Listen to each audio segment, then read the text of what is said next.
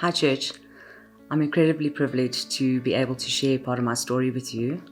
It's about how amazing God is and how coming to know Jesus has saved me from almost 20 years of addiction. When I was growing up, I never pictured myself as being a drug addict, and I was always part of the top 5% academic achievers at school. I did well in sports, I had lots of friends. I would say I had a pretty privileged upbringing. In high school, I experimented with cigarettes and alcohol, and I wasn't leading a godly life at all. By the time I got to matric, I fell pregnant. Once my family got over the initial shock, we realized that it is what it is, and we then got excited after we had accepted it. We got excited at the thought of having a new life in our lives, and we couldn't wait for the birth of my son. Unfortunately, he only lived for 3 days. I had no idea how to process what I'd just been through, and for me to carry on, it was better for me to just ignore it. I found some comfort in partying and drinking, and it just took me away from reality. I started experimenting with drugs, hung around with the wrong friends, and eventually, before I knew it, I was hooked.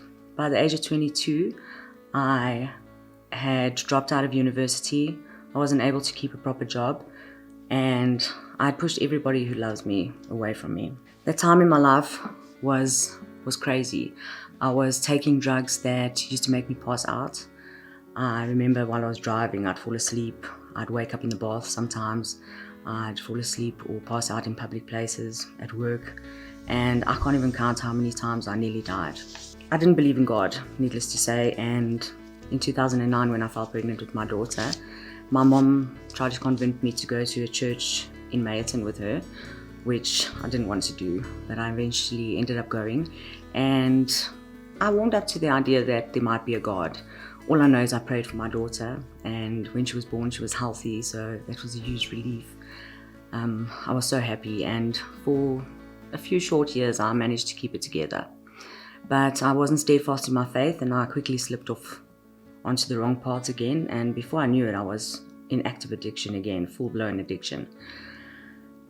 I eventually got to a point in 2016 where I'd literally lost everything again, and my daughter was even staying with my family, my parents.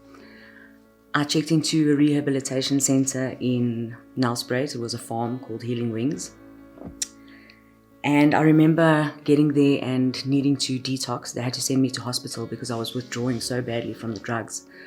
I got there on a bus because my parents were done with me. They didn't want to believe that I was serious about changing because I'd lied to them and hurt them so much.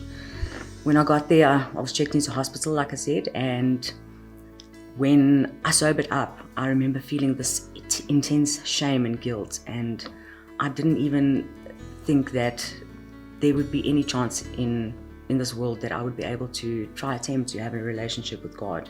I soon figured out that once I'd asked for forgiveness, my sin was as far as the east is from the west to God. And He welcomed me with open arms, and bit by bit, every day, God showed me new things about myself. He placed people in my life to show me what parts of my heart needed to change. Renewal of the mind and the heart doesn't happen overnight, I realized, and there were sometimes weeks and months went by where I didn't even think that I was really changing for the better. But when I look back now, I can't believe the person I was. I don't recognize her at all.